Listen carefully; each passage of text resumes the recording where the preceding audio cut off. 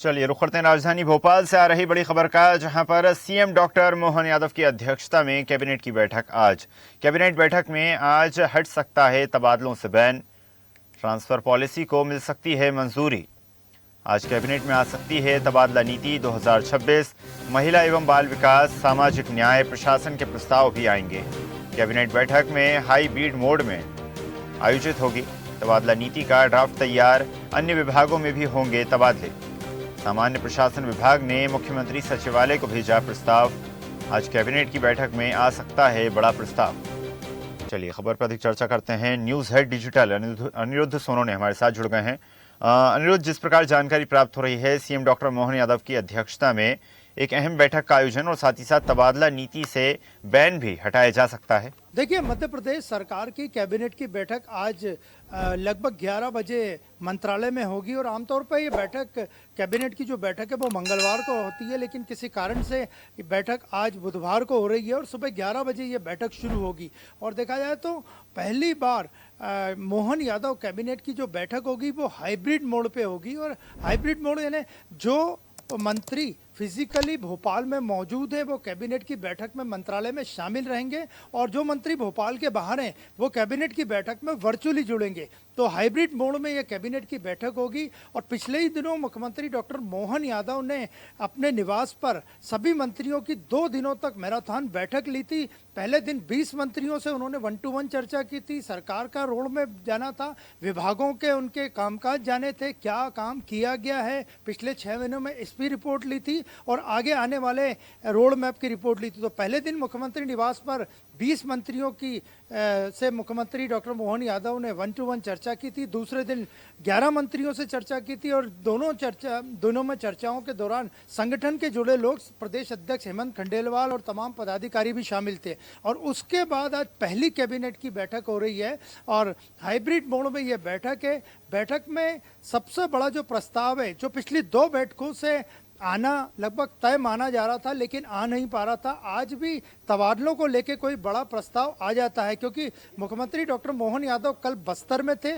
बस्तर से आने के बाद वे भोपाल में अधिकारियों से चर्चा करेंगे। अगर उनकी सहमति बनती है, अगर डॉक्टर मोहन यादव की सहमति बनती है तो आज तबादलों पे से बैन हट सकता है, यानी तबादलों को लेकर, सरकारी विभाग के तबादलों को लेकर, ट्रांसफर को लेकर प्रस्ताव आ सकता है। इसके अलावा बात करें तो पिछले ही दिनों सरकार ने राज्य मंत्रियों का जो स्वेच्छानुदान था वो 16,000 से बढ़ाकर 25,000 कर दिया है। इस पे भी आज मुख्यमंत्री अपने कैबिनेट के साथियों के साथ अनौपचारिक चर्चा करेंगे।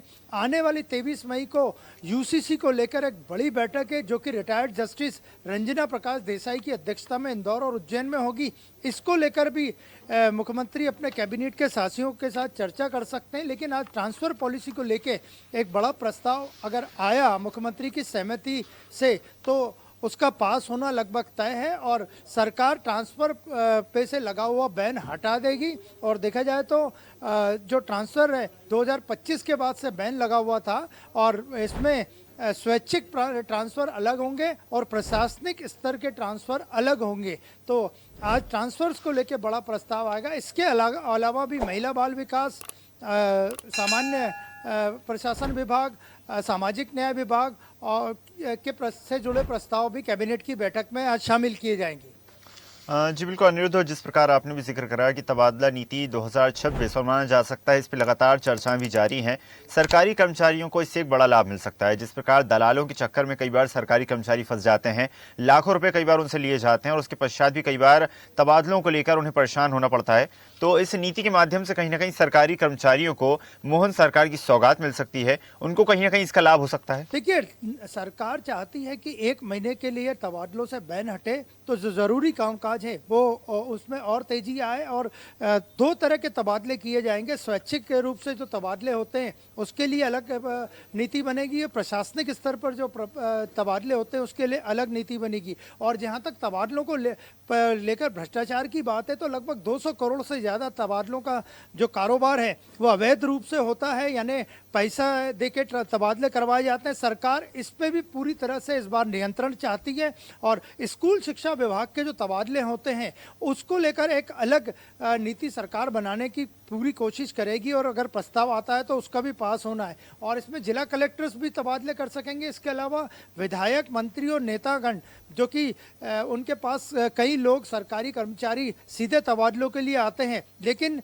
वे प्रस्ताव कलेक्टर्स को ही भेजेंगे और कलेक्टर की अनुमोदन से ही वो तबादले हो पाएंगे। और जिन लोगों का 1 साल में ट्रांसफ़र हुआ है उन्हें तबादला जो प्रस्ताव रहेंगे उससे बाहर रखा गया है। इसके अलावा जिन लोगों की जनगणना में ड्यूटी लगी है उन्हें भी तबादलों से दूर रखा जाएगा। तो अगर आज मुख्यमंत्री की सहमति से तबादलों पर कोई प्रस्ताव आता है तो उसे मंजूरी मिलना तय है।